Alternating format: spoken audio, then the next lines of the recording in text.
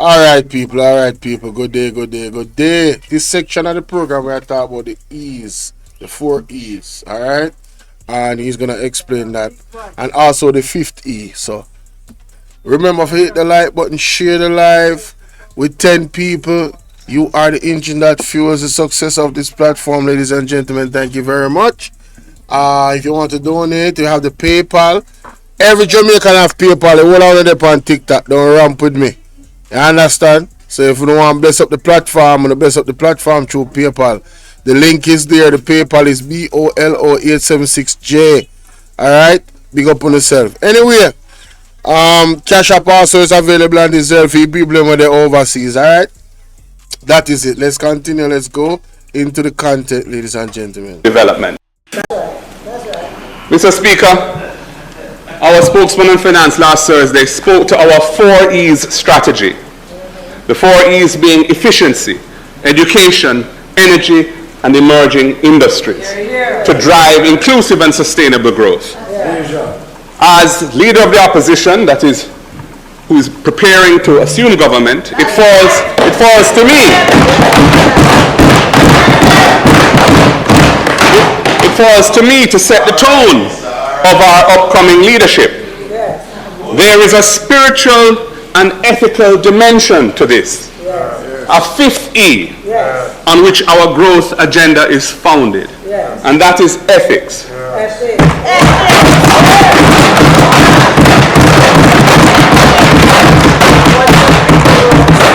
The change that Jamaica is crying out for cannot occur without these ethics. And it is ethics which is perhaps more than any other factor the defining difference between the government that you lead and the government that I will lead.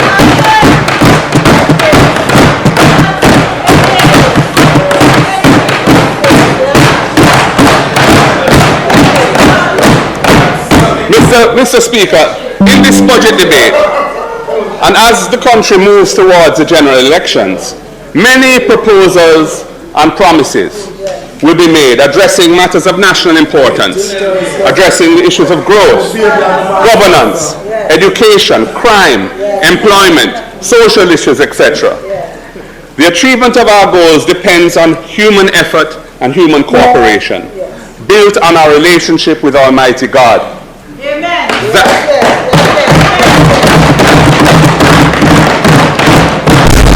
The source of our capacity to overcome our many challenges. A critical dimension which concerns many people a great deal and which I feel compelled to address is what may be referred to as the moral decay of the social fabric of our country.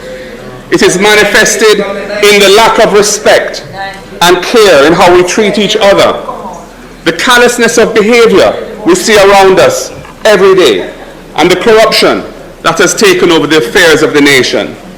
Indeed, it has everything to do with the values which uphold our society and our attitudes to life and to each other in our society.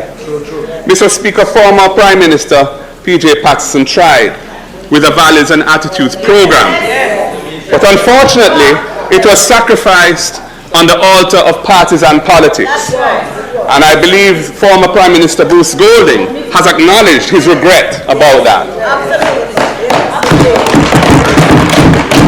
Time come now for a national effort, for a non-political movement that embraces principles and practices for the spiritual, moral, and ethical upliftment of Jamaica.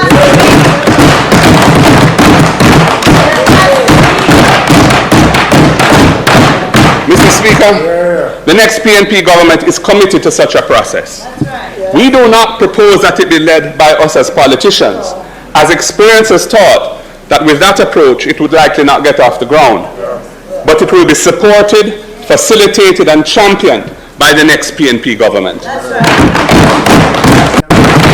Now you see what the difference between Mark Golding leadership and Andrew Holness leadership, ladies and gentlemen.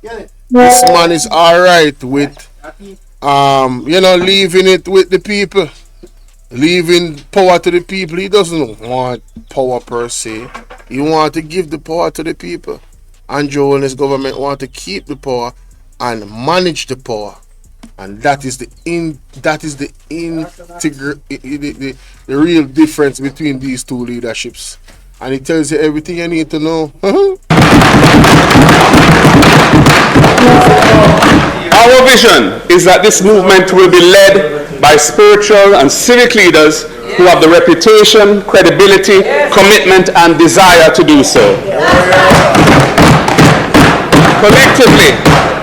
Collectively, Jamaicans must raise the bar as champions of change and restore the social fabric of this country.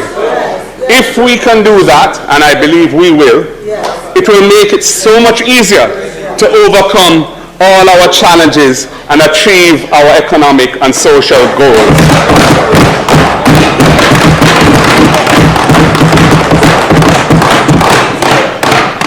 Mr. Speaker, I move to tackling inefficiency in government.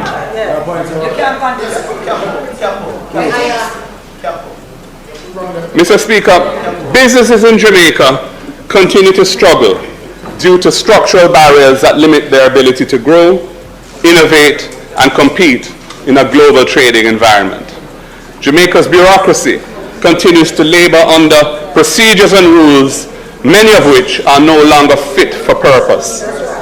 This creates delays, frustration, and additional costs to doing business here in Jamaica.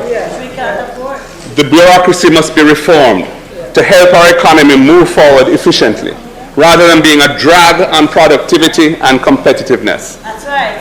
This is a critical area that needs priority attention. This government has really dropped the ball in that regard. Embarrassing! As Prime Minister, I will establish and I will personally chair a task force using my skills and experience as a legislator and in government to tackle the inefficiencies head on. My English not so My English. Tackle it, Marky G, tackle it. These problems cannot be solved on any permanent basis by a phone call from an influential person to a bureaucrat to beg them to do something. It can't work like that. We will remove or amend the laws and rules that slow down productivity and stand in the way of growth and development. We will get rid of outdated regulations, and we will drive the required changes to make the bureaucracy user-friendly and efficient for citizens and for business. That is my pledge to Jamaica. And anyone who knows me and knows of the career I've had knows that I have the capacity to deliver on that commitment.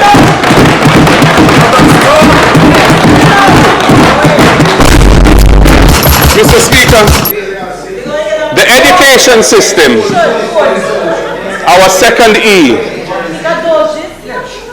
Hey, when you ease up in a class and make the man talk about education, because this is one important, but you know.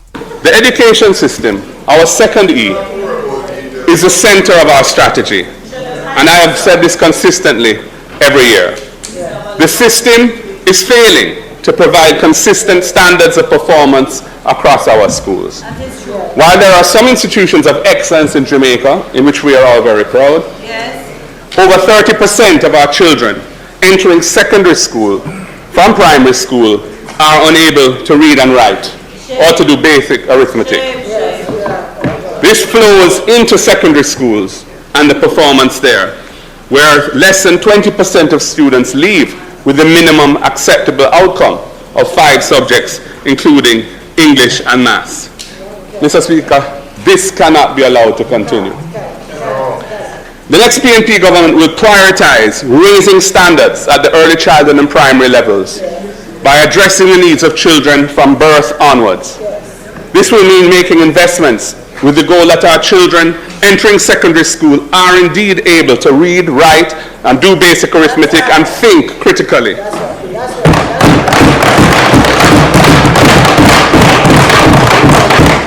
These investments are required in teacher training and compensation, infrastructure and technology, and in support services for parenting. Absenteeism is a big problem. Too many children are missing days from school each week. We will expand and improve the school feeding program to ensure adequate and proper nutrition and encourage school attendance. That is why last Thursday, the Shadow Spokesman for Finance outlined our E.A.S.E program, E.A.S.E, which stands for Ensuring Adequate Sustenance for Education. We commit to providing a daily lunch meal at primary and secondary school for all children who need it. We commit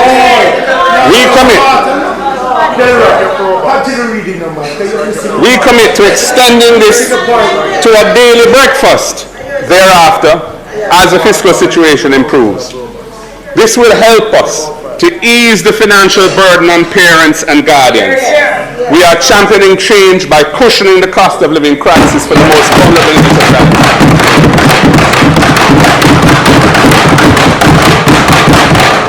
And as another element of the E.A.S.E program, we commit to rolling out a transportation subsidy for students in areas not served by JUTC, which has provided subsidized fares for children and elderly since it commenced operation under our PNP administration.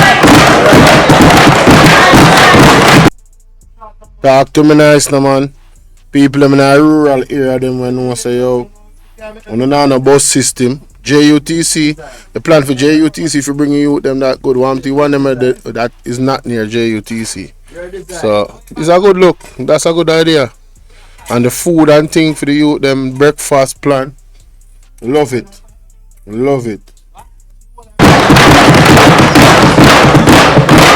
Our rural initiative for delivering education, the RIDE program, will assist rural students with their weekly transportation costs. Children in Westmoreland and St. Elizabeth, students from Manchester and Clarendon, young people from Portland and St. Ann, indeed from all across the island in rural parishes, they will benefit. From Portland to Hanover. We need to give the next generation a better chance. So we are championing change.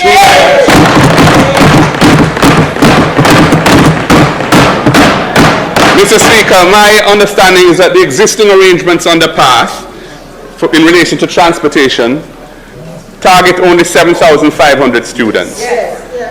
Our aim is to expand it significantly over the next 3 years. Our target is to expand it to 50,000 students in that period.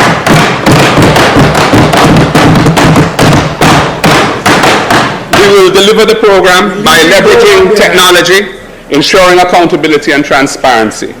We will start modestly and we will scale it up.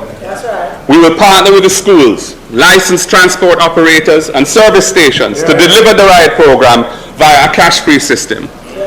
We will say more about this program at an appropriate time.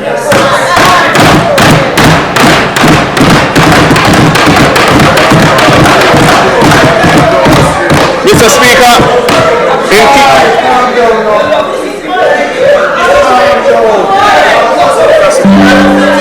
are getting rather excited.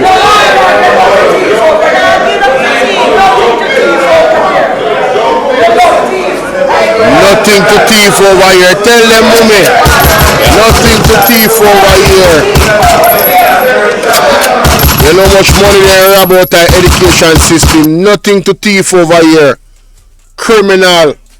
Mr. Speaker, if I can continue. Thank you, Mr. Speaker. In keeping with our belief in a sound grounding, a solid grounding in ethics, we will equip our students with an understanding of the Constitution and their rights, and with social skills based on wholesome values and attitudes.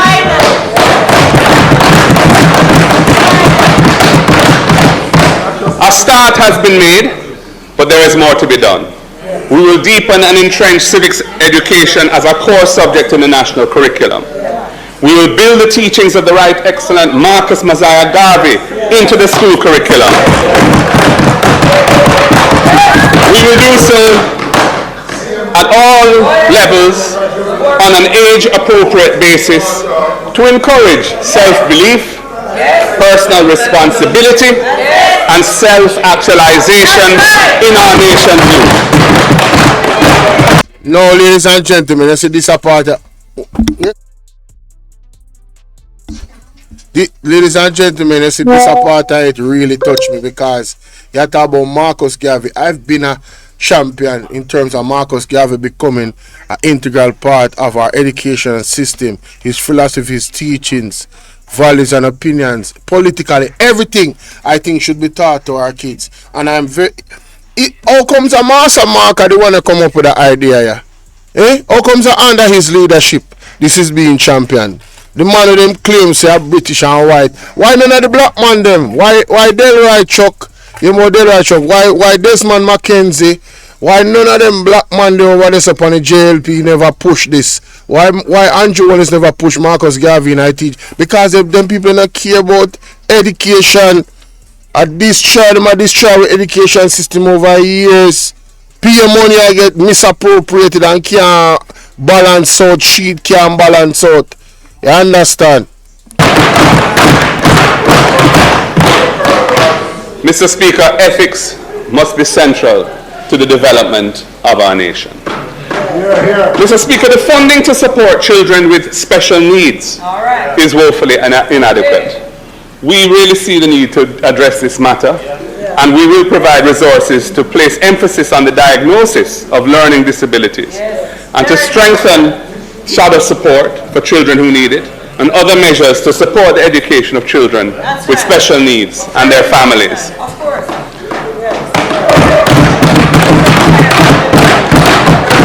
At the tertiary level, Jamaica is lagging behind in producing an educated workforce to drive national development, with less than 30% of eligible children enrolled in tertiary education, eligible students.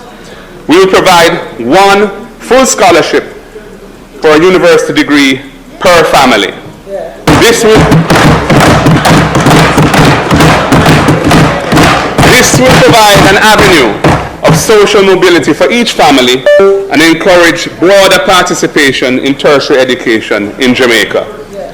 Mr. Speaker, the next PNP government will go further than the other side have when it comes to student loans, while we acknowledge the adjustments that have been announced. We will cap loan payments for borrowers from the Student Loan Bureau at a manageable percentage of the borrower's actual income. In periods of unemployment, we will suspend loan payments and tack those payments onto the back end of their loans without penalties. Young professionals who borrowed student loans to invest in their education will no longer have to fret about the shackle of a bad credit score through no fault of their own.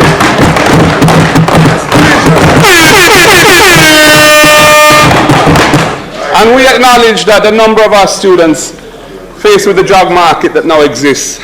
So we will have a special amnesty program to allow students who are now in default to bring their loans current without incurring penalties and arrears interest. Mr. Speaker, Jamaica is suffering from high rates of attrition from our teaching profession. Classroom teachers feel underappreciated and they have been leaving in droves for better pay and working conditions elsewhere. We need to encourage bright and committed Jamaicans to go into teaching and stay in the teaching profession. We need to reverse this trend by encouraging those people who would otherwise want to perhaps go elsewhere. We will ensure that teachers receive student debt reductions and motor vehicle concessions at levels that increase with their years of service in the teaching profession. Transfer company Bolo. All of the brain drain people, all of the brain drain are going on with the teacher them and with no I stop that right there so. Right. You notice Vaz a while ago and Jonas so them look out to that space sport thing. Hey. In the teaching profession.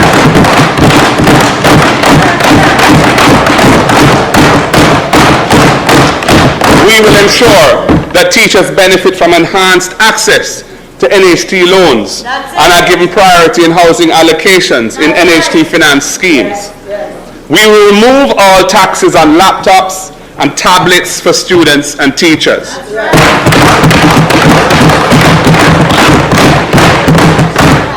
And we will negotiate package deals to provide teachers with free internet service as a tool of their trade. That's right.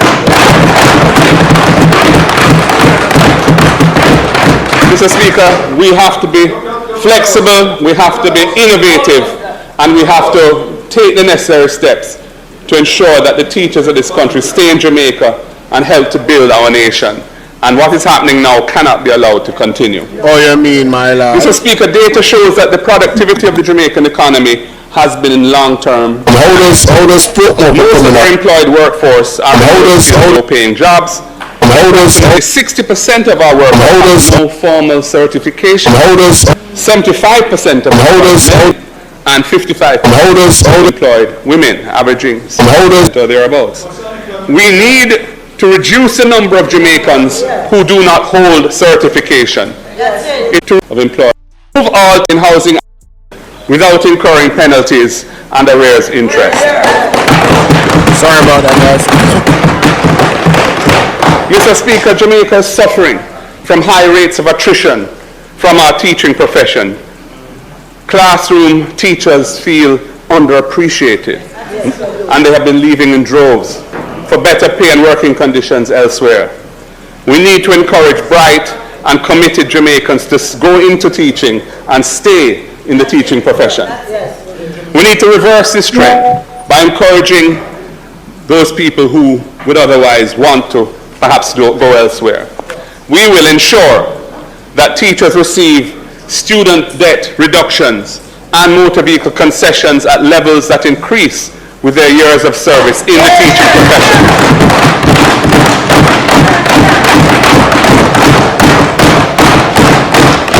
We will ensure that teachers benefit from enhanced access to NHT loans and are given priority in housing allocations in NHT finance schemes.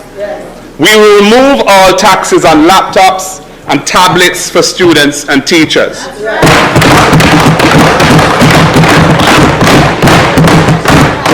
And we will negotiate package deals to provide teachers with free internet service as a tool of their trade. That's right. Mr. Speaker, we have to be flexible, we have to be innovative, and we have to take the necessary steps to ensure that the teachers of this country stay in Jamaica and help to build our nation. And what is happening now cannot be allowed to continue. Mr. Speaker, data shows that the productivity of the Jamaican economy has been in long-term decline. Most of our employed workforce are in low-skilled, low-paying jobs, and approximately 60% of our workers have no formal certification. 75% of employed men and 55% of employed women, averaging 60% or thereabouts. We need to reduce the number of Jamaicans who do not hold certification. It has been a long-standing problem, and there's been no effective solution offered in the last 9 years. The next PNP government, Mr. Speaker, will reinvigorate Jamaica's systems of skills training and certification.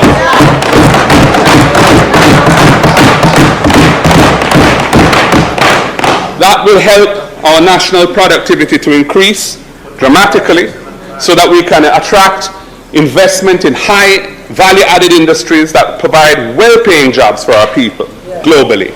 This way we can put an end to the calls for the importation of labor, which are getting louder and louder. We will establish state-of-the-art... Talk it truth, no, man. All of this importation of doctors and something this government I want to do. End that, crush that, mash up that, broke that, stop that right now. We have too much talent in Jamaica. Train the people them so they can get the job done. Big up Marky G, yeah, man.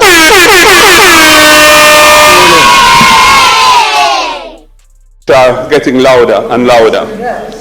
We will establish state-of-the-art vocational laboratories in all high schools, entrenching the vocational pathway in the 7-year secondary experience that leads the students to level 4 certification by the time they graduate and leave high school.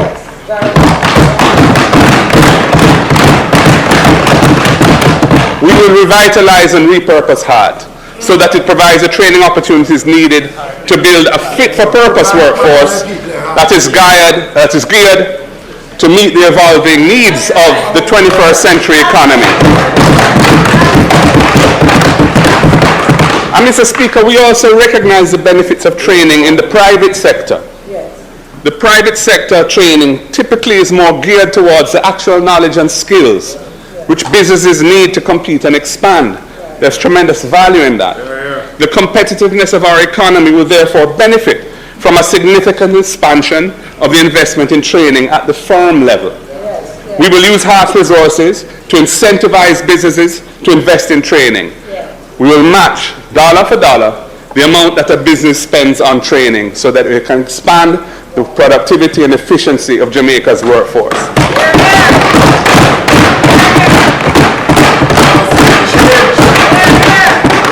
Mr. Speaker, I move to the critical issue of energy. Our policies for energy, which is our third E, are critical for building a more efficient, competitive and resilient economic base for our country. Energy impacts every other sector in the economy. Weak policy execution for energy means a weak economy overall.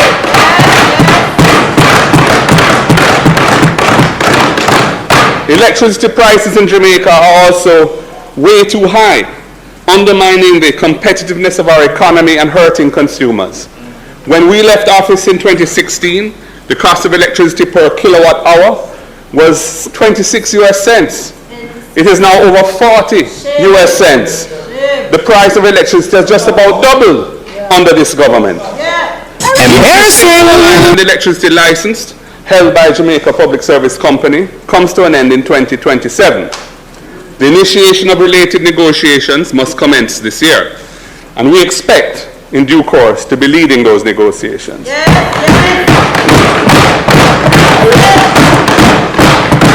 It is a process that must be pursued with great diligence, expertise and vision to ensure a more responsive and forward-looking approach to consumers' needs and business needs. Greater climate resilience for the country's transmission and distribution system must also be a part of the mix. Mr. Speaker, this government has failed to issue regular requests for proposals, RFPs, for additional renewable energy over their 8 years. In fact, there's only been one in the last 9 years. We will prioritize achieving the renewable energy target of 33% by 2030. We intend to issue utility-scale RFPs every 2 to 3 years to achieve our renewable energy target. And Mr. Speaker, there's an important social dimension to the high cost of energy. Theft is a major problem for the economic viability of the electricity system and exposes many families to legal and fire risks.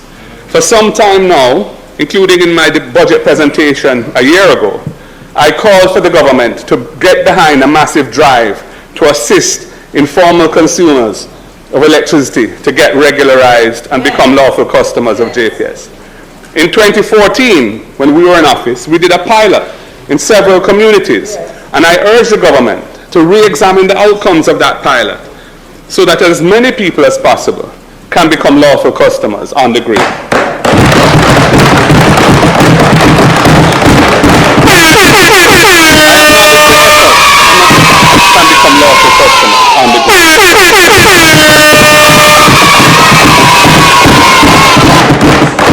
I acknowledge the effort announced last Tuesday by the Minister, but $1 billion is not enough to make the level of impact that is needed. Embarrassing! Per household to make the level of last Tuesday by the Minister, but $1 billion is not enough to make the level of impact that is needed. At $50,000 per household, this will only extend to 20,000 households, which is roughly 300 households per constituency. And that will really barely scratch the surface.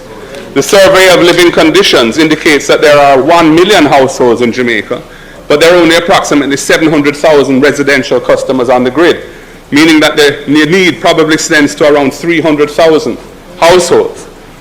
Our plan for this important initiative is more extensive. We see it as a crucial socio-economic imperative to decriminalize the electricity consumption of the many Jamaicans who cannot afford to undertake the process of regularization on their own. We are determined to empower these otherwise upstanding citizens to become lawful customers of the utility. It will reduce the risk of electrical fires, which are prevalent in many communities.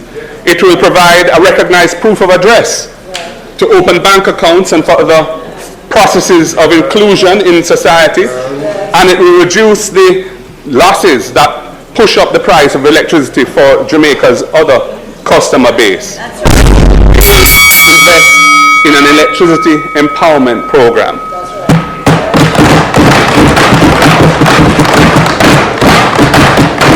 You know, so everybody's supposed to have their ears well clean out and listening, because you see, we like building too high people. Everybody can agree about that. I don't business if you are jail. Once you are somebody where you pay your bills them, and you're not a thief light, we know. And the people who are thief light, they know so they can manage the light. That's why them are thief light, some of them. Don't it? So we all can agree. This is welcome. I'm just saying. The program will cover the cost for low-income households to regularize their electricity connections, rewiring, inspection, certification, provide the incentive of a credit against their light bills for a period after they become customers, and provide their homes with solar panels to reduce their electricity bills and build climate sustainability. Solarizing homes in these communities will make their electricity consumption more affordable. That's right. And it also creates a capacity to interconnect homes in communities into microgrids to achieve further efficiency.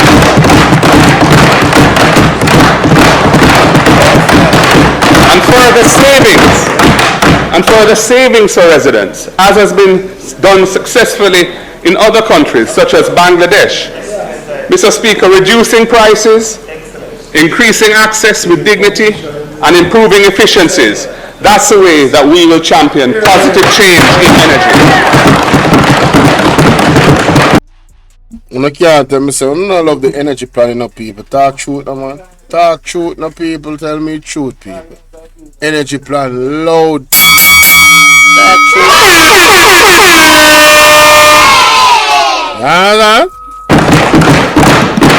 And we are fortunate that our Shadow Minister for Energy is a man who, in his past record in government, has shown his capacity to achieve transformational change. He did it in the telecom sector, and he will do it in the energy sector. Mr. Speaker, our finance spokesperson spoke of 4 emerging industries to drive growth through economic diversification and innovation. These sectors have never before been central to a growth plan in Jamaica. I want to say something more on one of them, the cultural and creative industries. Mr. Speaker, Jamaica has a proven competitive advantage in the cultural and creative industries. Our culture and its many creative manifestations, be it music, culinary arts, film, drama, our national language, all of these have become immensely popular and influential all over the world. The success achieved by our creative practitioners over the years has, for the most part, been through their own efforts and their own genius. The state has largely failed to put in place the strategic laws and systems of support and the institutional and physical structures of support that will enable our creative entrepreneurs and practitioners to move ahead. There was a time when the absence of state support did not seem to matter because the industry was thriving and growing anyway. But times have changed. That's true. We are now seeing a decline in the global prowess of our creative output, especially in popular music. Other countries and regions have developed their own genres that draw heavily on ours, our reggae and our dancehall in particular. They are achieving great global success while we seem to be moving backwards. As a priority, Mr. Speaker, the next PNP government will engage our creative practitioners through our progressive approach, and that is to develop a growth and development strategy for their sector. That's right. Our national plan will bring sustainable solutions to support areas such as access to finance, education and training, and international marketing support for our creatives. We will provide an ecosystem that encourages local and international private sector investment in this sector, and we will expand the funding footprint of the creative sectors with a $1 billion fund for support and development that the finance spokesman spoke about last Thursday. Mr. Speaker, we will promote content, production and intellectual property development. This will include a recording and rehearsal studio program, provided funding and technical assistance to build community and home studios and art-making spaces across Jamaica. Now people don't know, so this is my pet peeve right as because I'm a content creator. You hear that? Now all content creators, please pay attention. You need to rewind that and come to the front of the class. We have not heard a government focus on this. This is a fresh and new idea. We have to say, and I welcome it. How about you? Let me know in the comment section. Wow. This is going to provide additional pathways to wealth creation for youth who have a tremendous talent and passion for generating creative product. No, I have to say, people, I said the story before, just quickly, 30 seconds. If it wasn't for YouTube, I couldn't pay my bills. In the last few months, I'm telling you, the economy is dry, ladies and gentlemen. And the bills them high, ladies and gentlemen. Sometimes it make you want to cry, ladies and gentlemen. You understand? So big up Marky G and the government for that plan there for the content creators and the creative people. Yeah, I love it. Registered creative practitioners will also benefit from a tools of trade import tax exemption on their instruments and equipment. Wait, what? Registered? Wait, what? So all I have to do is register. By the way, Bvrclips, I mean, let me not go off topic. But anyway, so I get all those cameras and stuff that I be buying, and I gotta be. So you telling me I'm gonna have tax exemption? Man, come on, bro. Come on, man. When is the election? Can we vote now? Call it, Andrew, call it. Nibbler. This is a well thought out budget, you know. Mighty God, even us content creators is getting some benefits. It's a beautiful thing. Mr. Speaker, And it's not just content creators, because you have artists. Yeah, come on, man. live entertainment is already a significant contributor to the economy and has the potential to do much more. Yes. We will support the emergence of a full year-round calendar of entertainment and cultural events and activities for the local and international marketing of the industry. We remain committed to the establishment of proper and properly equipped 24-hour entertainment zones in suitable locations across Jamaica. We started the process when we were last in government, and the shadow Minister for Education, who was then a Minister of State in the ministry with responsibility for entertainment, was the one who designed the concept.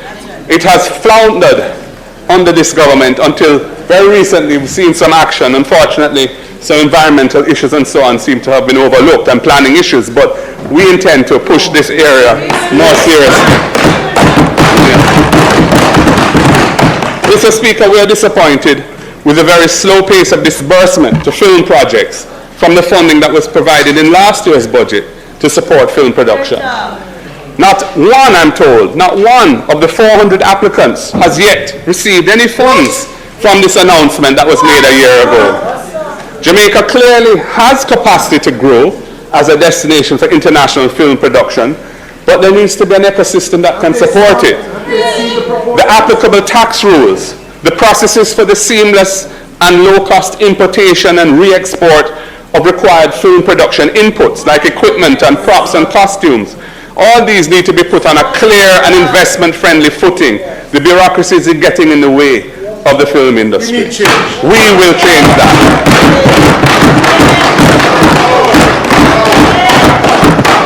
Mr. Speaker, last year I committed to conferring the Order of National Hero on the Honorable Robert Nesta Bob Marley. This will be a priority action when we form government. That's right. The year in which we celebrate the 80th year of his birth. That's right. Oh, you mean? Big up Bob Marley being a hero in Jamaica. Look how long. Look how much that the man they do for Jamaica. As we cement that spirit of one love in Jamaica, we will also commemorate the significance of Fiwi language in our expressions and identity. We will also confer the Order of National Hero on the Honorable Louise Bennett Coverley, Miss Lou, making her Jamaica's second female national heroine. Time come for Bob Marley. Time come for Miss Lou. Can't forget Miss Lou. Can't forget Miss Lou. No, Mr. That, you know, this is a bit of a controversial thing, but why is he looking out in space like that? The camera caught him the right time, man.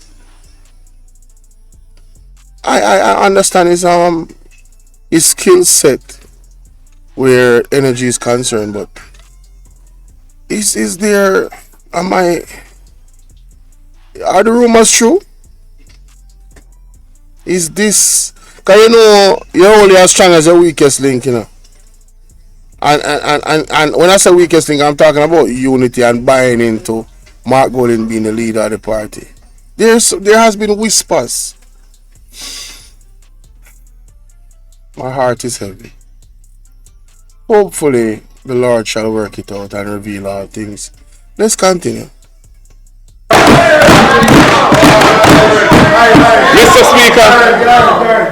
Mr. Speaker, the difficulty many Jamaicans are experiencing financially is matched by deficiencies in 5 sectors driven by public service delivery: citizen security and social transformation, land and housing, the maintenance of roads, agriculture and food security, and healthcare. Among the many gaps in our current policies, there is a deep sense of insecurity faced by Jamaicans affected by these deficiencies in policy. Our policies focus on filling those policy gaps. Mr. Speaker, after 8 years of escalating violence under the JLP administration, in 2024, the number of murders, for the first time under this JLP administration, returned to the lower range that had obtained in the previous PNP administration, and we're very glad for that. This year, by somewhere around 30% down versus last year, 2024, a trend which every well-thinking Jamaican wishes to continue.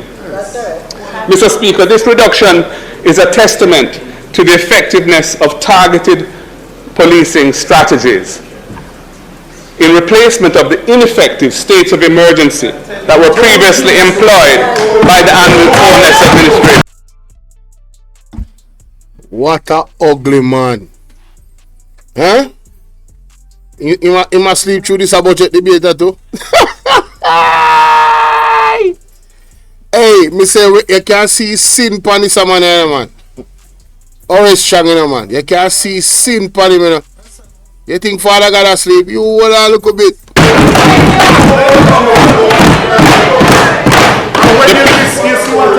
The People's National Party has long advocated for data-driven, focused action to combat crime.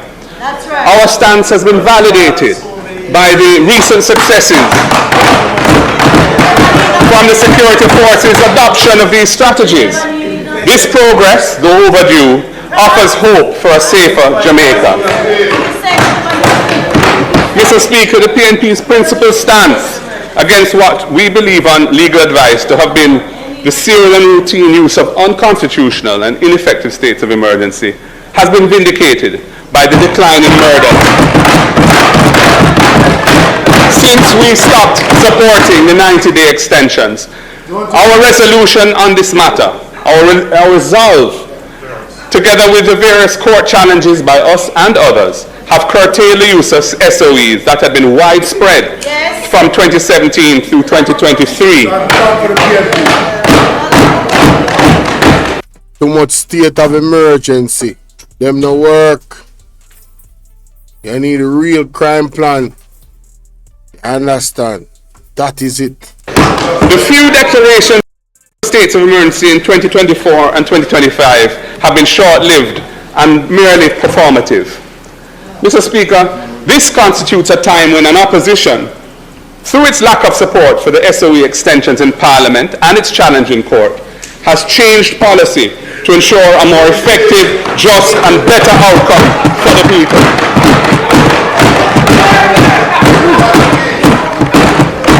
Mr. Speaker, the adamant reliance on SOEs proved to be a costly misstep. Aimed at projecting toughness, the SOEs failed to dismantle criminal networks and address the root causes of violence. Instead, they eroded community trust and diverted critical resources. In contrast, our advocacy for selective targeting of violent criminals has shown measurable success, without the economic damage or the stigmatization caused by locking down entire communities. So,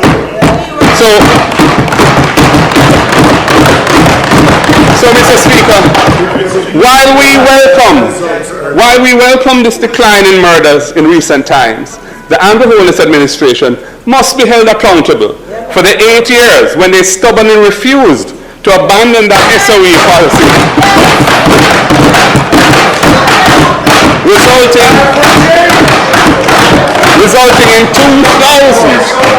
resulting in 2,300 more murders occurring, a 25 increase than if they had just maintained the average annual murders that you inherited from the previous PNP administration. Bad policy has negative results.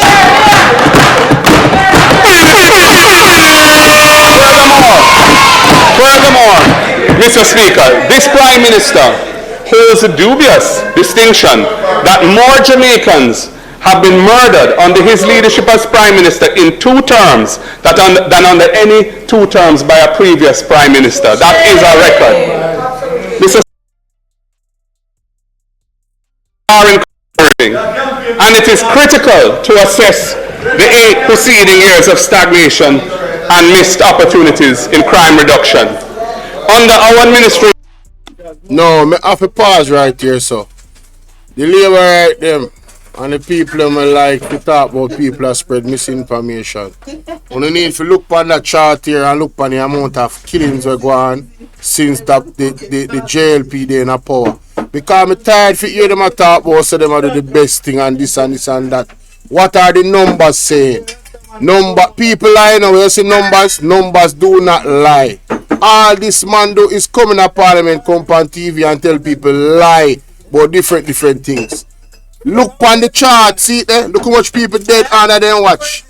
1 good year they have the last year. And I still don't believe that those numbers of last year was good. I have everyone Minton to blame PMP for when the JLP they in a power crime up. How comes them not take no responsibility for what them do or for them governance? Anytime nothing go wrong in the JLP governance or the PMP fault, it shows you that they are weak. They are not fit to lead. They don't have good leadership. You cannot be blaming everybody else for what is going on under your watch. It's either you're going to take care of it as a man or you're going to step aside. You understand? But you can't, they're not balling at all about the other people in my cause crime in Jamaica. Foolishness. From 2012 to 2015, the average annual murder figure was 1,129. Still high, but the lowest in 2 decades. By contrast, the JLP's first 8 years of office, 2016 through to 2023, averaged 1,416 murders per year, a 25% increase that resulted in 2,300 more lives being lost than if our numbers had been maintained. Nevertheless, Mr. Speaker, even with the recent improvements, Jamaica's homicide rate remains alarmingly high. And this, compounded with the increase in mass shootings, is real cause for concern. Furthermore, Mr. Speaker, financial crimes that are estimated to fleece victims of over $1 billion a year remain untracked by the JCF in their weekly serious and violent crimes report. These crimes often fund organized violence and need to be addressed through comprehensive tracking and enforcement. Our policy is to build on the recent trends in the direction we left it and to make the improvements sustainable. To do so,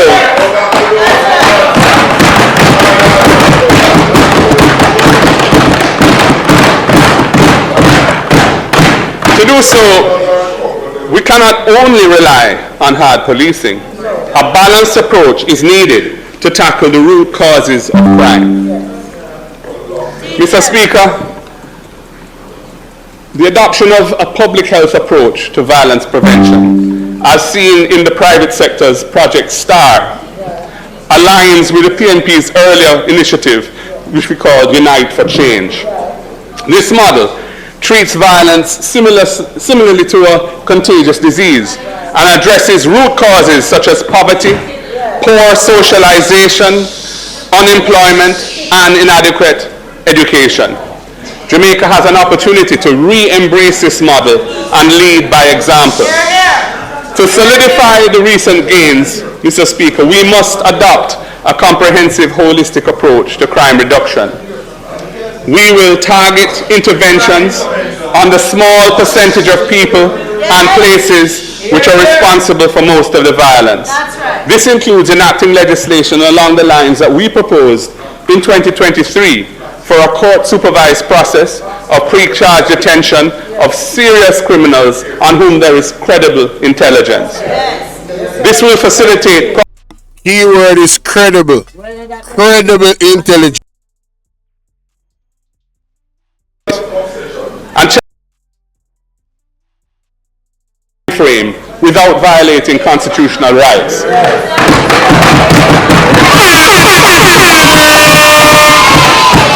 Mr. Speaker, we will support law enforcement by extending the Jamaica E.A.S.E system of cameras to serve strategic areas that are not presently covered and support it with adequate maintenance arrangements. Mr. Speaker, we will balance law enforcement with prevention. Law enforcement must focus on violent offenders, but community programs are needed to address underlying causes of violent crime, like poverty and trauma and social exclusion and lack of opportunities. This dual strategy reduces harm and fosters trust between communities and police. And Mr. Speaker, I want to take this opportunity to big up and thank the brave members of the Jamaica Constabulary Force who put their lives on the line for all of us every day. They too need the benefit of a proper balance of policies that can bring down crime even further and achieve sustainable benefits for our people. Mr. Speaker, we will invest in individuals who are at risk, especially our youth, through a strategy of social transformation. This will help individuals manage anger, impulse behaviors, and conflicts. It will support programs that interrupt cycles of violence, like the Peace Management Initiative, and address the root causes of violent behavior to mitigate or reduce the likelihood of future offenses. It will also provide training for employment and entrepreneurial opportunities, financial literacy, conflict resolution, and overall civility.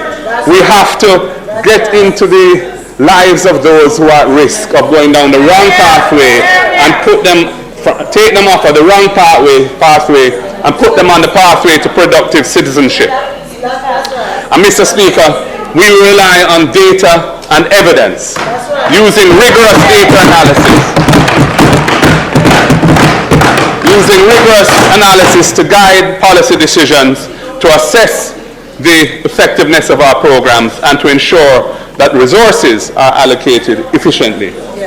While the reduction in crime celebrated today is a step in the right direction, the journey is far from over.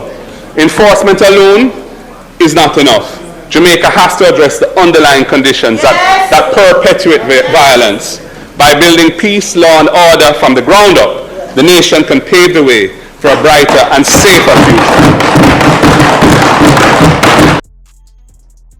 Look for the next first lady. I don't have to worry about her being in the parliament because she's not in her politics. You understand? That is it. Mr. Speaker, I turn to the issue of land and housing. Every Jamaican aspires to own their own home.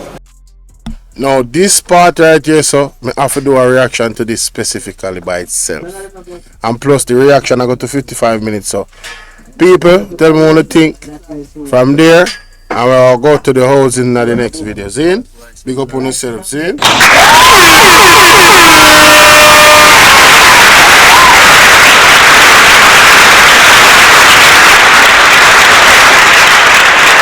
Hey y'all, please remember to hit the like button. I know y'all come in sometimes and y'all forget, but the main thing, man, y'all gotta hit the like button, man, and share the live stream. Come on now, stop playing. Support, support, support.